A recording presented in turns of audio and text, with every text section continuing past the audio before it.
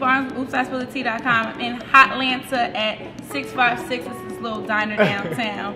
And I'm with none the other fashion designer, Rafael Cox.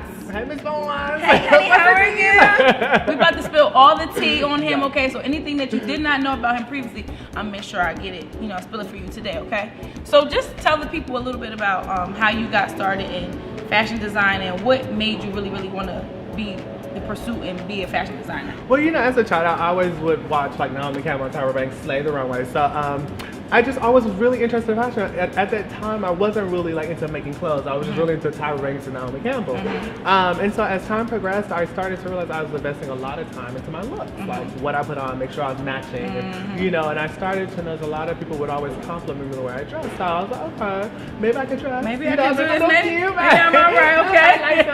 So I was like, okay. And then I actually went to college at HBCU, Alabama A&M University. Yes, HBCU, Virginia State. Right. And so when I was there, I went for history education. And so I got there because I really like learning history and like all this factual information. Weird, right? And so as I was taking an education course there, I had to go and intern at an elementary school. Wow. And I had to sit in the class and just watch these third graders learn and take notes. That was it. No interaction with them. So the last day of the course, one of the third graders came up to me. He's like, how do you come up with these concoctions for your outfit? Concoctions? I'm like, girl, what? Like, can you spell that? Exactly. So what does it mean? Exactly. And so when he asked me that, it made me realize, like, wow, this third grader can see it. Like, I have a knack for fashion. I could do something, right? Right. Exactly. So I was like, well, let me really pursue it. And so I instantly changed my major. We were out for summer break, maybe for like 2 weeks. And then I transferred to a school here called AIU, American Intercontinental University. 2 weeks out for summer break, I started back up another school. So are you originally from Atlanta? I forever love Atlanta. But I grew up in California and here. So we moved here. My parents are from here. Okay. So my uncle had passed away. We came for his funeral in '95 and we kind of stayed because we weren't doing so great in California. We were a single parent household. She had 3 kids. So she just thought it would be best for us to move here and be around her family. Yeah. It's a little bit cheaper to be out here. It's a little bit slower paces. Well, not really slow. It depends, but it might be a little bit slower than California. Right. Yeah, California was. I was in San Bernardino, California. Ain't nothing there but mudslides. It's a read, that's right. But it wasn't really as busy as here. It's actually a very small. It's like 45 minutes out of LA. Okay. So it's not like in the city. It's more like a suburb. So being that you live in Atlanta, talk about some of the people that you had the opportunity to work with and maybe some of the socialites or celebrities or people you had the opportunity to style and work with. Yeah, I've had a lot of great opportunities, and that's something I can say about Atlanta is that it's really a great place to come and build a name for yourself. Even if you're just moved here, you're a makeup artist, stylist, and you're trying to get your feet wet, get it going. It's a good thing and also a bad thing because you can have a lot of access to a lot of the reality stars or celebrities, which is great because that's what everybody's focused on, getting a celebrity in their book or on their Instagram. Oh, I beat her mug, or she wearing my dress. But then at the same time, the downfall is they're going to want everything for free. Everything can't be for free. We gotta make these coins, okay? These dollars. Seriously. So luckily, I just really found my niche and found a way for it to benefit me. Instead of making all these dresses for these girls and all they're doing is posting it on their little Instagram accounts and I get all these new followers. Exactly. I need some dollars. Exactly.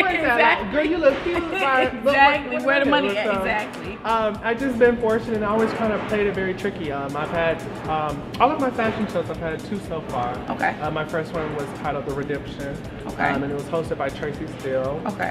When she was on Love and Hip Hop. So season 2 of Love and Hip Hop, I was on it. Okay. And then also the Women of Atlanta fashion show that I had last year was because we want to talk about this. He has a big fashion show coming up.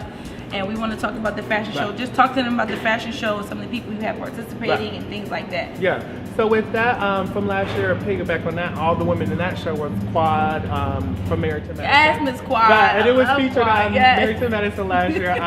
So I've worked with Quad from Married to Medicine, Ebony Steele from the Ricky Smiley Morning Show, Mimi Faust from Love and Hip Hop. She's returning this year to the Women of Atlanta. Awesome. As well as Ebony Steele. Erica Dixon from Love and Hip Hop. R&B singer Dondria.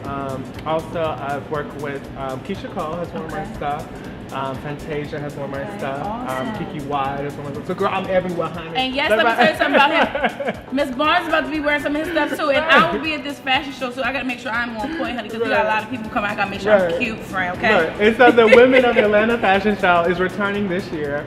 As I said, the first year was featured on Married to Medicine. Okay. So this year we have Mimi Faust returning, Ebony Steele.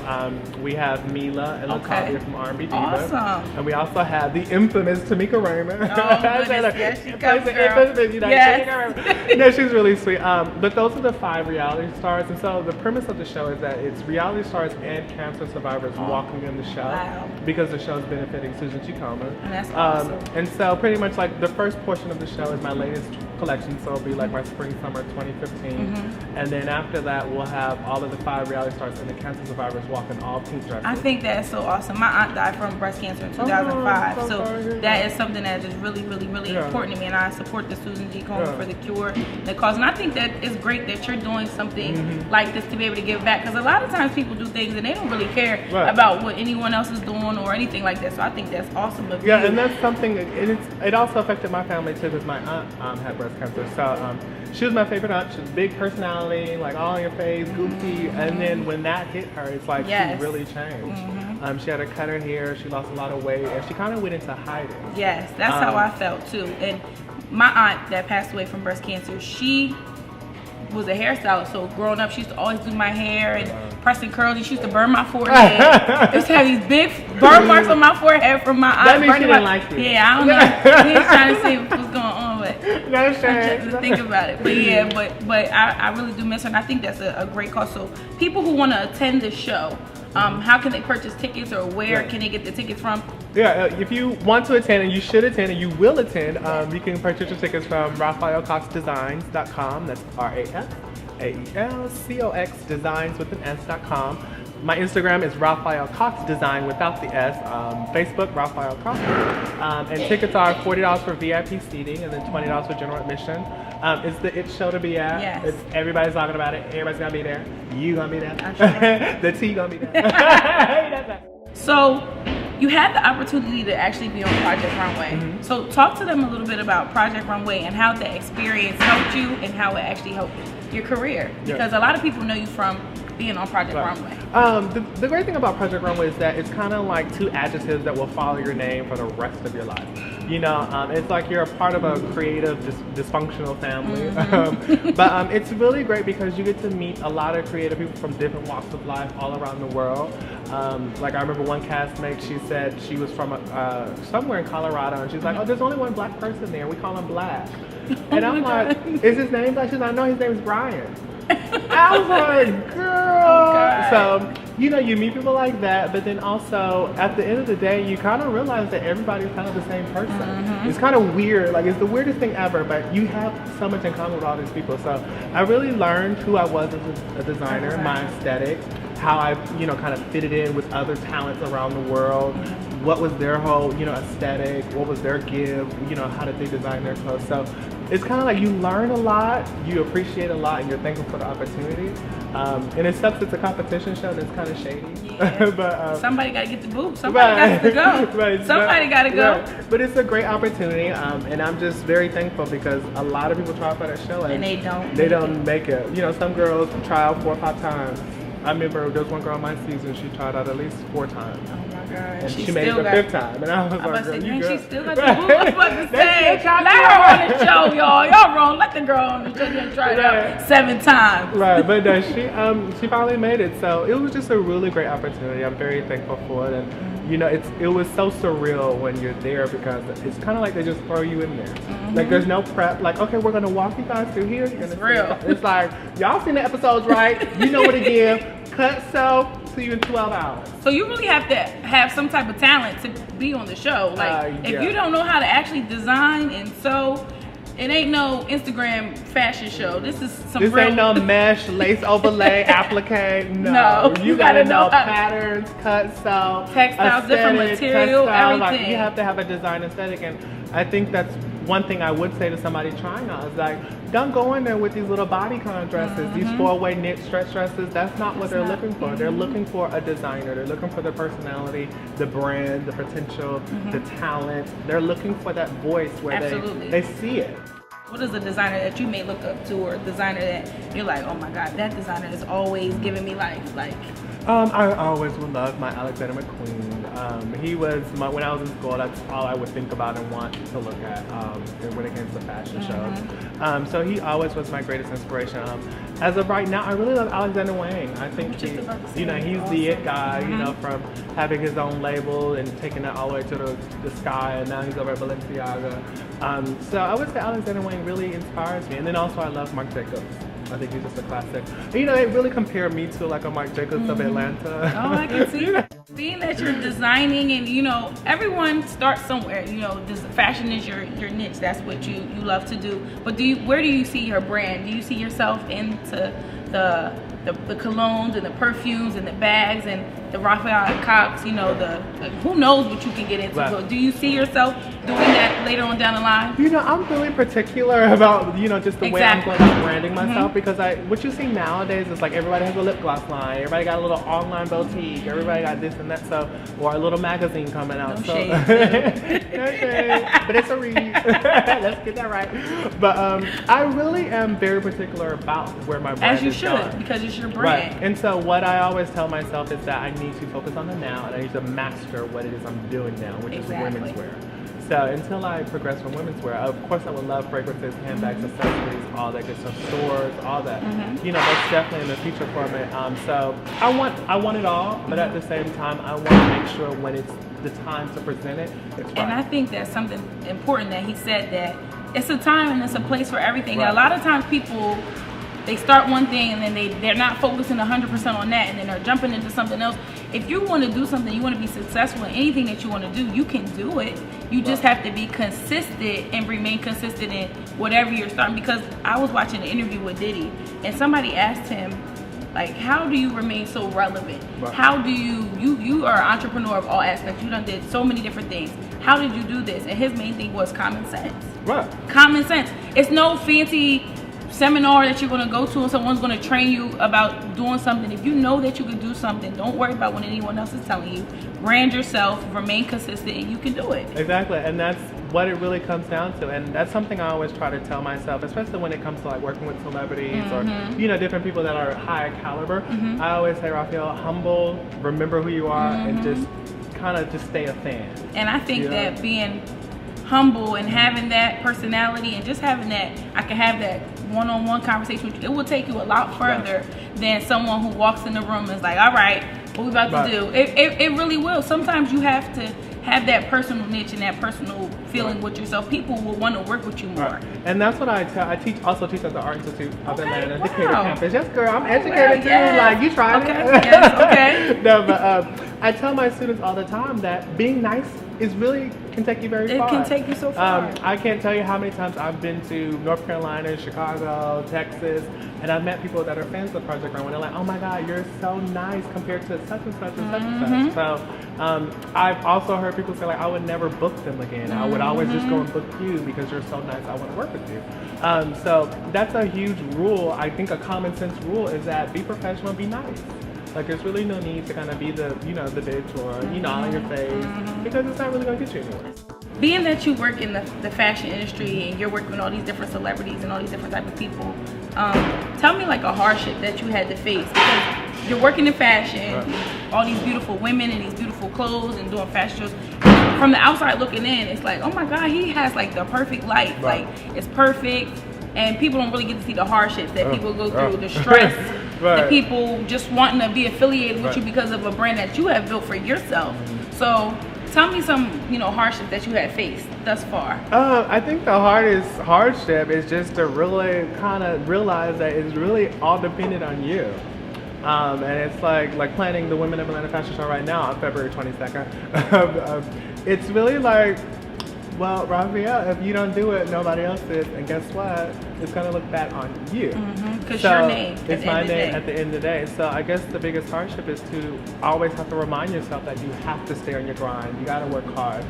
Oh my God, that 2 hours of sleep, you may not have needed it. You gotta wake up in 5 minutes and go back to work. So I guess the hardest part of the hardship of realizing that is just that you kind of realize that it's really nobody that you can really count on too. It's your and it's not to say like I have people I can call. You know, I have a great publicist, teacher, but when it comes down to sewing the clothes, the fittings, scheduling the model call, all that, it's really me. So if I'm not up to it, nobody else will be. So I think that's really the hardest part. You have to always remind yourself that you got to stay on yourself.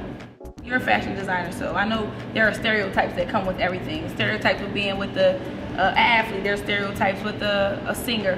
What are the stereotypes that come with being a fashion designer, especially being in Atlanta, because it's so many different people out here? Yeah, it's funny. I learned it from going to Project Runway. I learned that, being a black designer, it's like they automatically assume my stuff was glam. Like, they're like, oh, what do you make, glam stuff? I'm like, girl, what? Wait, hold on, first off, what is glam? Like, that's makeup to me. Like, that's like a beat face. So what is glam? Glam is like, sparkly, sequin. Oh, like the sequin. These little 4-way neck stretch body contest. Okay, they didn't know you could sew. Right, they didn't know because they didn't know how to aesthetic. And like, I was actually in 7 stores when I went in. These girls, no. So I'm like, girl, let me educate you. Exactly. But I think that's really kind of the backlash of being a black designer. But in reference to being a designer, I just think people always automatically assume you're overly gay. Overly gay, right? It kind of, business-wise, is great, but at the same time, more personal-wise, I think that a lot of guys don't like that, to be honest. It's really weird. Really? I've had several guys, like, one guy I was in a relationship where he broke up with me the night before of my fashion show. And it's funny because every time I have a fashion show, somebody usually breaks up with me. Did somebody break up with you this week yet? Yeah, somebody did today. That's it, so I don't know. No, they did. I don't know. I'm coming for you. Don't be doing that to my friend. But it's so weird because I'm like, I don't get it. Like, you would think, like, you see I'm working for something, it's reputable people. Exactly. It's support me. right. It's like, it's so weird. And this may not be in your situation, but I can say, not my situation, because my boyfriend supports me. But well, lucky you. I'm sorry. It's like, hey, boo. But I will say that sometimes people they take themselves out of situations because sometimes they're jealous. That's true. And at the end of the day, if people are seeing that you're doing all these different things, sometimes, like I was just having a conversation with your publicist, and I was saying sometimes everyone, when they meet, they're basically on the same level. If I'm constantly progressing and you're here, and I'm constantly progressing, we're no longer compatible. So things happen. So I'm gonna fight somebody. Right. Everybody says that never works. No, but it's weird. I thought about it, but it honestly, like, one guy, he got mad because I was up all night sewing. He's like, you come to bed. And I was like, I gotta finish this dress. Like, and this was like my senior collection when I was finishing school. And he was like, yeah, you're putting too much time into that. And I was just like, sir, I just paid like $80,000 for this tuition. Like, you gotta do what you gotta do. At the end of the day, people come and go. You gotta focus on your brand, and if it's meant to be, it will be. Right. And you'll find somebody eventually. But that's not even the focal point right now. We got other things to be worried about. But my grandmother loves you. When I told her I was coming to interview, I was like, let me tell. What she you loves call her, mama, big mama? Grandma, just grandma. My grandmama is not big mama. She's not a regular grandmother. You design something, she'd probably be trying to walk it down the runway. Really? Yes. She's a glam big mama. Yeah, she's a glam mom. She's a glam mom. She's not a regular. So hey, grandma. How can the people reach out to you, like via Instagram or social media? So if they want to contact you for dresses or come to the event, just make sure they can contact you. Right. So yeah, the main thing we're promoting for the Rafael Cox Designs brand is the Women of Atlanta Fashion Show, which is Sunday, February 22nd. Doors open at 6. Show starts at 8. And you can purchase tickets to that at www.rafaelcoxdesigns.com. My Instagram is Rafael Cox Design without an S. My Facebook is just Rafael Cox. And pretty much everything Rafael Cox Design. Rafael Cox. Google him, baby. Right, Google me, boo. Okay. Thank you, baby. Had so much fun working with you. Bye, guys. Bye. So it's tea time with Rafael Cox, and what's your favorite food? Chinese food. Chinese food is his favorite Chinese food every day, all day. If you could date anybody, any celebrity, who would it be? That's a good one. Oh my God. I would say Michael Fassbender because Yeah. Okay, Michael Fassbender. Okay, and do you have like a women crush one day, or do you do women crush one day, men crush? No, I don't like women too much. No, I'm joking. So no women crush. We do man crush Monday. No, I don't. A woman crush. Who would I be crushing on as a woman? Probably the Olsen twins. I'm weird. Oh, they're cute. And your favorite color? Black. Black. Okay, my favorite color is pink. So black and pink, we can do something with that. All right, guys. This is designer Rafael Cox saying, "Oops, I just spilled the tea."